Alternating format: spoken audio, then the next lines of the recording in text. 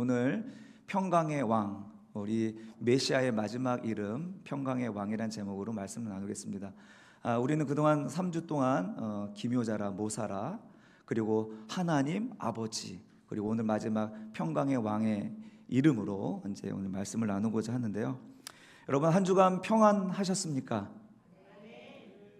예, 서로 좀 서먹서먹하신 것 같은데 옆 사람이 의식돼서 아멘도 잘 못하시는 것 같은데 한번 옆 사람과 인사 한번 나누실까요? 참 귀한 분 오셨네요. 예, 귀한 분 오셨습니다. 감사합니다. 저기 우리 이상우 우리 청년이 제대를 앞두고 휴가 나왔습니다. 한번 손 흔들어 주세요. 예, 예, 예, 예, 너무 반갑고요. 예, 예, 이렇게 되니까 조금 분위기가 좀 편안해지네요. 예. 대강절 네 번째 주일, 주님을 기다리는 절기라고 하죠. 이제 며칠 후면 성탄절이라고 합니다. 여러분, 크리스마스 하면 어떤 이미지가 떠오릅니까? 이런 성탄 트리가 있고 반짝반짝거리고 또 선물을 나누고 또 따뜻한 음식을 나누는 저녁 식사를 나누는 것들이 생각이 나겠지만, 아무래도 성탄하면은 평강의 왕 예수 그리스도의 평화가 생각이 납니다. 1차 세계대전에 이런 일이 있었다고 합니다. 1913년인가요? 서로를 향해서 총을 겨누고 있던 독일군과 영국군이 갑자기 어느 순간에 어느 곳에서 울려 퍼지는 고요한 밤, 거룩한 밤, 이 찬양 소리가 울려 퍼지자 이 총성이 멈추고 그날만큼은 독일군과 영국군이 나와서 악수를 하고 초콜릿을 나누고 그리고 또 축구 경기를 하고 그랬다고 하더라고요. 예, 이 총성을 멈추게 한 그리스도의 평화, 이게 성탄의 이미지가 아닌가 싶습니다. 오늘날은 어떤가요? 오늘날 2025년 오늘 우리의 현실은 어떤가요? 우리 대한민국은 평화의 시기를 보내고 있는 것 같지만 총소리는 들리지 않지만 사실은 여전히 우리는 전쟁 중이라고 여겨집니다. 세대 간의 갈등이 있고요, 정치적인 갈등이 있고요, 부부의 냉전이 있고 이웃과의 벽이 있습니다. 그리고 남보다 뒤처지면 죽는다 하는 그 생존 전쟁, 생존 전쟁이 우리 앞에 놓여 있는 것 같습니다. 우리의 마음 속에, 그래서 우리 마음 속에 마음이라는 참호에 우리가 숨어 들어가서 여전히 불안과 또 미움의 총구를 이제 우리의 가까운 이웃들에게 향하고 있음을 우리는 인정하지 않을 수가 없습니다. 여차하면 방아쇠를 당길 준비가 되어 있는 그런 우리들의 형편이 아닌가 이렇게 생각이 듭니다. 오늘 본문을 한번 가만히 보실까요? 9장 6절의 내용들을 보시면 우리가 그동안 쭉 이름을 살펴보았는데 하나님이란 표현이 등장하시죠. 그리고 아버지란 표현이 등장합니다. 그리고 왕이라는 단어가 나옵니다. 어떠십니까? 이 단어들은 모두 성숙에 관한 단어입니다. 어른에 관한 얘기입니다. 어른에 관한. 아이는 아버지가 될 수 없고요, 철없는 소녀는 왕이 될 수가 없습니다. 하나님 외에 어떤 것이 신이 될 수가 있겠습니까? 그래서 그리스도의 마지막 이름은 평강의 왕이라고 이야기한 것입니다. 왜냐하면 그가 어른이기 때문에 그렇습니다. 그가 자기 감정보다는 교회를 먼저 생각하고 내 이익보다는 타인의 아픔을 책임지시는 어른, 그가 이 땅에 평강의 왕으로 오셨다는 것입니다. 그래서 여러분, 평강은 어른들의 몫입니다. 할렐루야. 아이들은 그것을 할 수가 없어요. 어른들은 참을 줄 알고 그리고 양보할 줄 알고 끝내 품어줄 수 있는 성숙한 사람이 어른인 것입니다. 반대로 이 세상이 서로 총구를 향하고 있는 전쟁은 어떻습니까? 전쟁은 자기의 이익만 생각합니다. 자국의 이익만 생각합니다. 자존심이 상하면 참지를 못하는 겁니다. 미성숙한 자들의 유치한 놀이가 바로 전쟁입니다. 잘 생각해 보세요. 여러분, 부수는 것이 매우 강해 보이지 않습니까? 그래서 군비 축적을 해가지고 과학 기술을 발전해가지고 누가 더 잘 무너뜨리는 폭약을 만드느냐, 누가 더 잘 부수는 미사일을 만드느냐, 이런 군비 경쟁을 하고 있지 않습니까? 그래서 이것이 우리에게 있어서 보면은 부수는 것은 굉장히 큰 능력이고 힘으로 느껴지기까지 합니다. 파괴적이니까요. 근데 정말 그럴까요, 여러분? 정말 그럴까요? 한번 이 그림을 한번 보시겠습니까? 예. 큰아들과 젠가를 하고 있는데 저는 막 힘들어서 막 젠가를 쌓는데 우리 한결이는 저것을 무너뜨리고 하하하 좋아하는 거죠. 예, 저는 그 기쁨을 극대화하기 위해서 우는 흉내를 내고 있는 거고요. 여러분, 이 부수는 일은 두세 살 어린아이도 할 수 있습니다. 부수는 게 두세 살 어린아이의 힘만 있으면 부술 수 있는 거예요. 그러나 세우는 일은요 훨씬 어렵습니다. 세우는 일은요 훨씬 어려운 거예요. 부수는 게 힘의 상징이 아닙니다. 그래서 전쟁에서 승리하는 것이 힘의 상징이 아닙니다. 세우는 것, 평화하는 것, 이것이 훨씬 어렵고 이것이 훨씬 힘 있는 일인 것입니다. 마귀도 그래서 속은 것 같아요. 마귀도. 우리가 생각할 때 마귀 하면 하나님과 이렇게 어깨를 나란히 하는 것처럼 생각하잖아요. 여러분 정말 그렇습니까? 마귀도 스스로 착각하는 것 같아요. 하나님이 만들어 놓으신 이 조화로운 세상을 막 흐트러뜨리고 내가 봤지? 하나님하고 내 힘이 비슷해 하고 이렇게 교만 떠는 게 꼭 마귀가 그렇게 착각하는 것 같은 생각이 좀 듭니다. 그렇지 않죠, 여러분? 평화는요 엄청난 힘입니다. 엄청난 능력입니다, 여러분. 부조화가 제거된 상태를 만드는 것이에요. 마귀는 이 공중의 권세를 잡고 이 세상의 평화를 깨기 위해서 군림하고 있는데 이 땅에 예수께서 오셔서 어떤 왕으로 오셨냐면 평화의 왕으로 오신 거예요.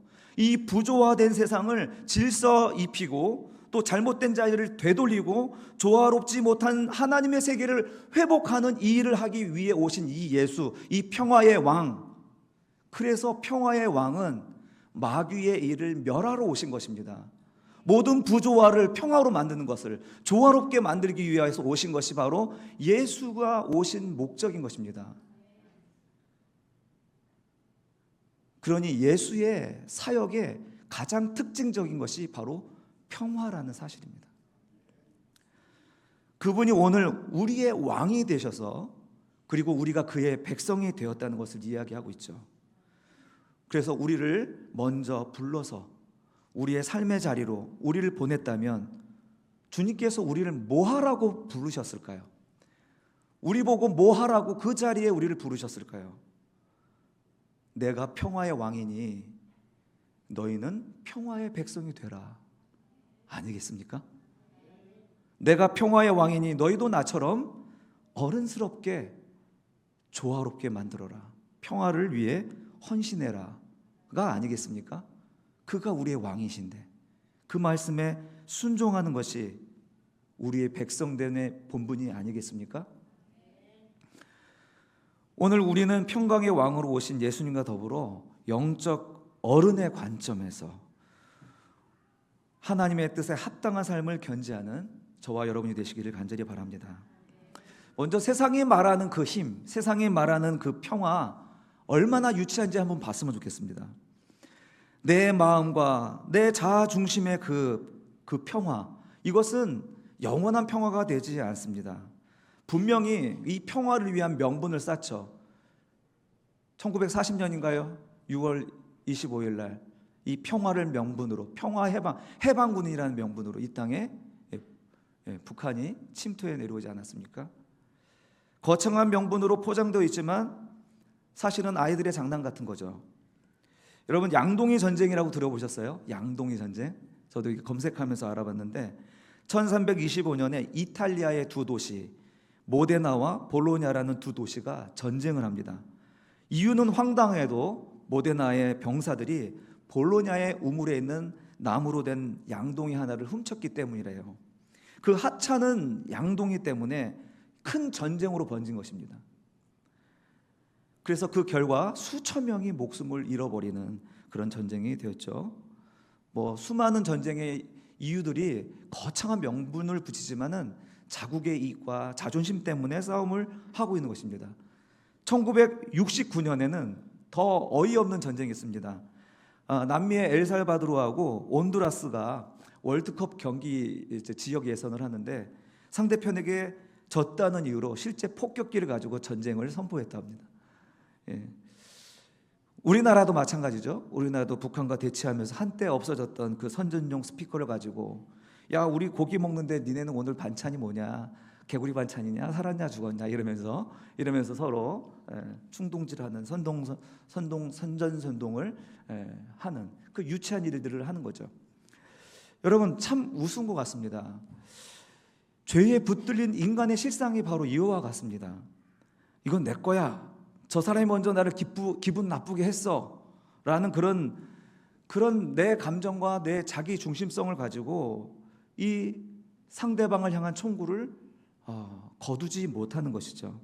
아이들의 싸움과 별반 차이가 없는 것 같습니다. 전쟁이 민낯이 그렇다는 것이죠.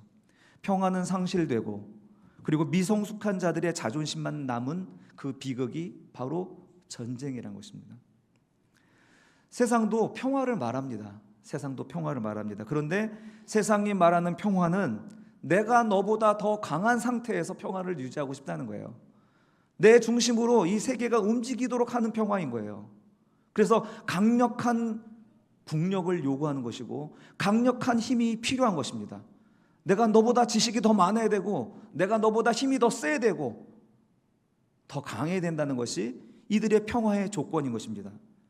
그래서 역사 속에서 로마가 그 강력한 힘을 바탕으로 팍스 로마나, 근데 그 로마가 영원했습니까? 해가 지지 않을 것 같은 로마가 사라지고 나니까 이제 영국이 등장하죠. 팍스 브리테니카. 예. 근데 영국도 마찬가지예요.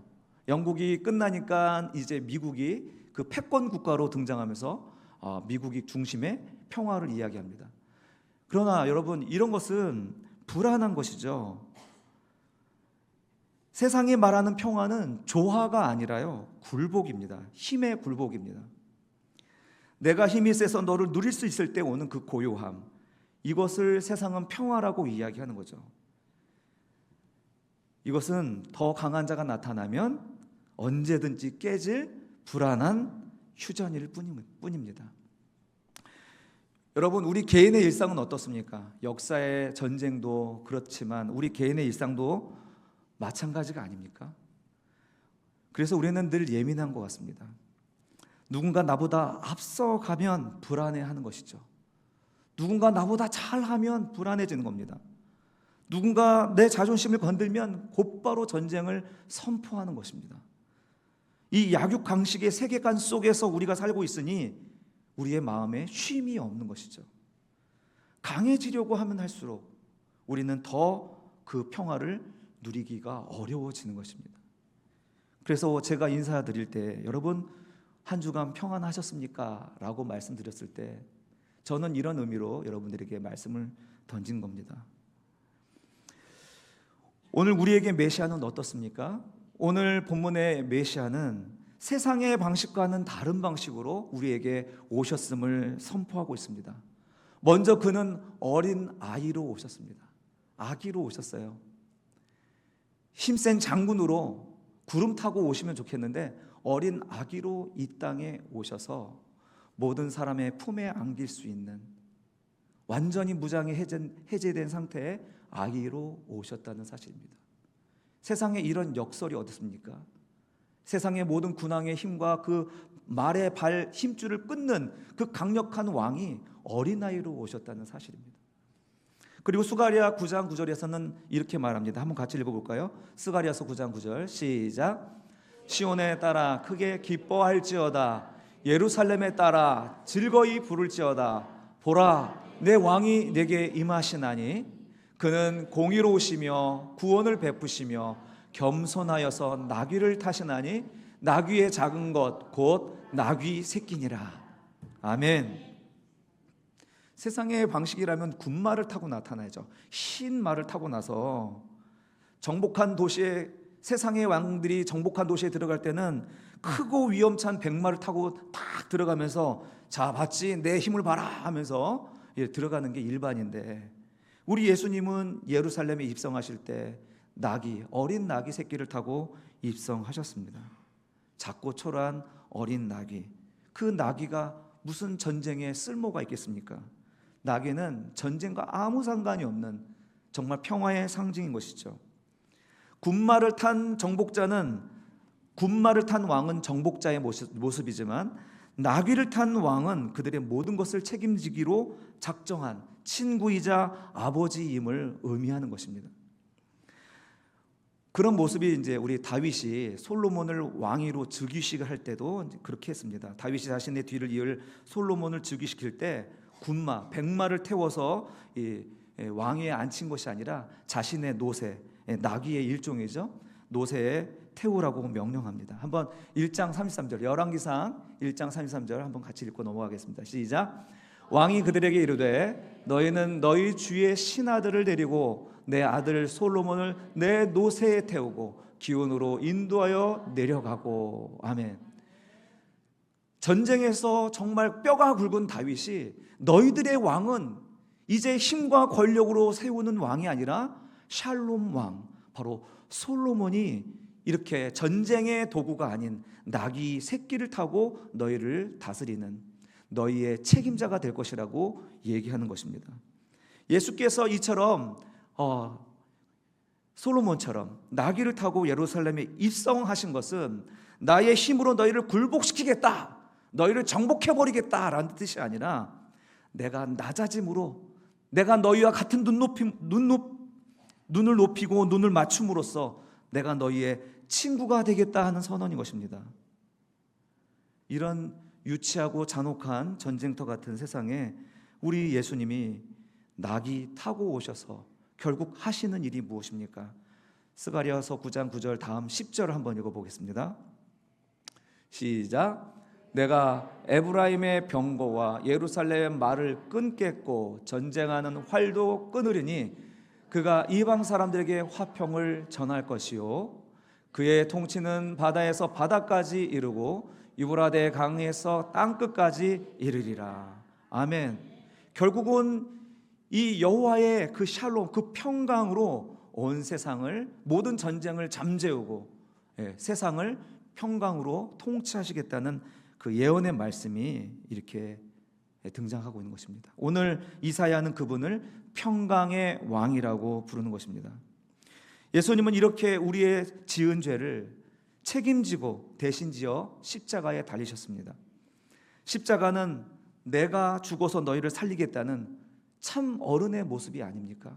내가 짊어져야 됐는데 그분이 대신 나를 위하여 짊어지신 자리가, 그 희생의 자리가 십자가인 것입니다. 그 어른으로 말미암아 우리의 평화가 이루어진 것 아닙니까? 그래서 에베소서 2장 14절에서 이렇게 말합니다. 그는 우리의 화평이신지라 둘로 하나를 만드사 원수된 것 곧 중간에 막힌 담을 자기 육체로 허시고. 할렐루야. 하나님과 우리 사이의 죄의 담을 허물기 위하여서 우리가 감당해야 될 그 모든 죄가를 그분은 십자가에서 자기의 몸을 찢음으로 감당하신 것입니다. 여러분, 이것이 복음의 신비입니다. 참 평화는 상대를 제압할 때 오는 것이 아닙니다. 참 평화는 내가 죽어 상대를 살릴 때 시작되는 것입니다. 사랑하는 성도 여러분, 이제 대강절 마지막 4번째 주일이 지나갑니다. 이제 결론을 맺으려고 합니다. 사랑하는 예수님께서 하나님과 우리 사이의 전쟁을 끝내시려고 이 땅의 평화의 왕으로 오시지 않았습니까? 이제 하나님께서는 그 평화의 사역을 그 평화의 왕의 백성들에게 위임하셨습니다. 어떤 거요? 바로 사람과 사람 사이의 전쟁을 끝장내라고 저와 여러분을 부르신 줄로 믿습니다. 이것이 내가 이 가정의 부름을 받은 이유입니다. 그 전쟁을 멈출 수 있는 희망이 바로 여러분들에게 있는 것입니다. 내가 이 교회에 부름 받은 이유도 바로 그와 같은 것이죠. 이 전쟁과 같은 이런 불합리한 상황에서 이것을 멈출 수 있는 유일한 사람이 바로 여러분들이기 때문에 여러분이 바로 이 교회의 성도들이 된 줄로 믿습니다. 내가 다니는 회사와 일터에서도 마찬가지죠. 거기서 그냥 내가 밥 벌어 먹기 위한 생존을 위한 곳이 아니라 하나님이 나를 그곳에서 평화를 안착시키라고 보내신 사명의 자리, 사역의 자리라고 우리가 믿지 않는다면 이 땅에서 우리가 부름받으심의 사역을 감당할 수 없을 것입니다. 주님은 우리의 평화의 왕이십니다. 그리고 우리는 그분의 백성입니다. 우리가 있는 곳, 우리가 가는 곳마다 이 평화를 전해야 될 사명이 우리에게 있습니다. 이 평화를 전하는 것 외에 더 고귀한 일이 무엇이 있습니까? 왕의 다스림에 순종하지 않은 백성이 있을 수 있습니까? 그러면 안 되죠. 우리의 모든 관심사가 평화를 위한 도구가 되어야 될 줄로 믿습니다. 사랑하는 성도 여러분, 그런 의미에서 평화는 서로 사랑하는 것입니다. 이 의미가 통하는지 이제 이해되십니까? 평화는 모든 무너지고 부조화를 다시 새롭게 회복시키는 일이 평화이기에 서로 사랑하는 것만이 평화를 이룰 수 있는 것입니다. 그래서 성경에 예수님께서 마지막 십자가에 달려 돌아가시기 전에 유언처럼 하신 말씀이 서로 사랑하라는 말씀이셨습니다. 우리 한번 읽어보실까요? 요한복음 13장부터 15장까지 있는 이 말씀 달락달락 한 구절 한 구절 우리 한 목소리로 우리 주님이 나에게 부탁하신 말씀으로 이해하고 유언처럼 한번 받들어 보시면 좋겠습니다. 읽겠습니다. 시작.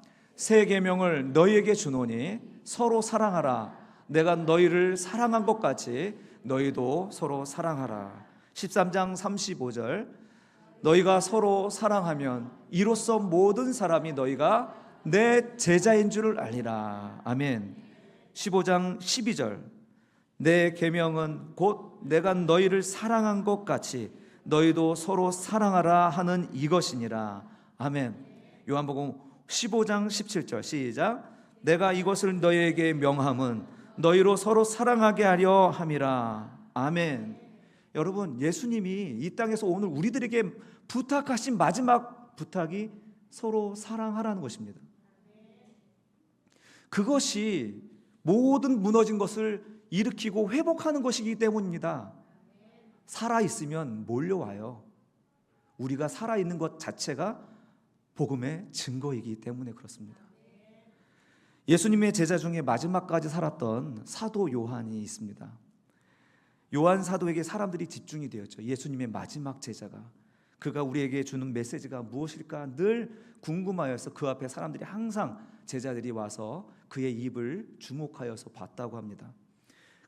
그때 그 노구의 그 요한 사도는 떨리는 목소리로 항상 같은 말만 반복했다고 합니다.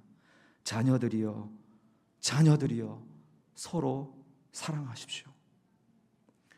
다른 긴 설교하는 대신 오직 이 한마디만을 남기고 자리를 떴다고 합니다. 오랜 기간 동안에 이 이야기를 듣던 제자들이 또 성도들이 요한에게 묻습니다. 스승님, 왜 매번 올 때마다 똑같은 말씀만 되풀이하십니까? 다른 가르침도 있잖아요. 주님, 선생님 좀 가르쳐 주세요 라고 말하는데 요한이 이렇게 대답합니다. 그것이 주님의 명령이기 때문입니다. 서로가 사랑하는 것이 주님의 명령이기 때문입니다. 그리고 이것만 제대로 실천하면 그것으로 충분하기 때문입니다. 여러분, 그것으로 충분합니다. 우리가 서로 사랑하는데 이 평화를 위해 헌신하는 것, 그것으로 충분하다고 이야기하는 것입니다. 평화를 위한 사랑, 이것을 제쳐놓고 무엇을 하려고 하십니까? 우리의 평강의 왕 되신 그분보다 무엇을 가지고 앞서시려고 하십니까? 그저 평화의 도구로 쓰임받으면 충분합니다. 사랑의 능력을 달라고 기도하십시다. 평화의 도구가 되게 해달라고 기도하십시다. 우리의 기도가 바로 이렇게 실제적인 기도가 되었으면 좋겠습니다. 우리의 믿음이 너무 관념화되었어요. 사랑을 실천할 수 있는 그런 실제적인 기도를 하나님께 올려드렸으면 좋겠어요. 여러분 잘 아시는 아시시의 성 프란체스 기도 여러분 아시죠?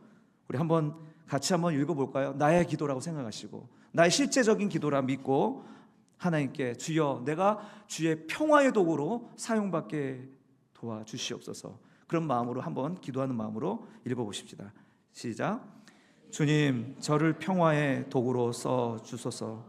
미움이 있는 곳에 사랑을, 다툼이 있는 곳에 용서를, 분열이 있는 곳에 일치를, 의혹이 있는 곳에 신앙을, 그릇됨이 있는 곳에 진리를, 절망이 있는 곳에 희망을, 어두움에 빛을, 슬픔이 있는 곳에 기쁨을 가져오는 자 되게 하소서. 위로받기보다는 위로하고, 이해받기보다는 이해하며, 사랑받기보다는 사랑하게 하여 주소서. 우리는 줌으로써 받고 용서함으로써 용서받으며 자기를 버림으로써 죽음으로써 영생을 얻기 때문입니다. 아멘. 아멘. 우리는 줌으로써 받고 용서함으로써 용서받고 자기를 버리고 죽음으로써 영생을 얻는다는 이 말씀. 여러분, 이것이 어른입니다. 어른. 사랑하는 성도 여러분, 노벨 평화상은 아이들이 받는 상이 아닙니다. 자신의 삶을 던져 평화의 가치를 알고 전쟁을 종식하고 평화를 전파하는 어른들이 받는 상이 노벨 평화상입니다. 하나님은 오늘 우리를 이 땅에, 저와 여러분을 영적 노벨 평화 후보로 등록하셨습니다. 할렐루야. 신앙은 실제입니다. 관념하지 마시고 평화를 위하여 헌신하시고 평화의 열매를 맺는 저와 여러분이 되시길 간절히 바랍니다. 미성숙한 신앙에서 벗어나십시다. 나르시스적인 어린아이의 신앙에 머물지 마십시오. 내 감정, 내 입장, 내 주장, 그것은 평화를 깨는 미성숙함입니다. 평화는 어른들만 할 수 있는 실력입니다. 세상은 보복하는 것이 능력이라고 말하지만 복음은 용서하는 것이 실력이라고 말합니다. 화가 나도 평강의 왕을 생각하십시오. 자존심이 상해도 공동체의 평화를 위해 먼저 고개를 숙이십시다. 그것이 진짜 어른의 모습입니다. 참된 어른이신 우리 예수 그리스도의 백성답게 우리의 삶의 사람과 사람 사이의 평화를 위하여 부름받았음을 기억하셔서 평강의 왕의 평강의 백성으로 늘 하나님의 임재 안에 거하시는 주님의 백성들 다 되시기를 주님의 이름으로 축원합니다.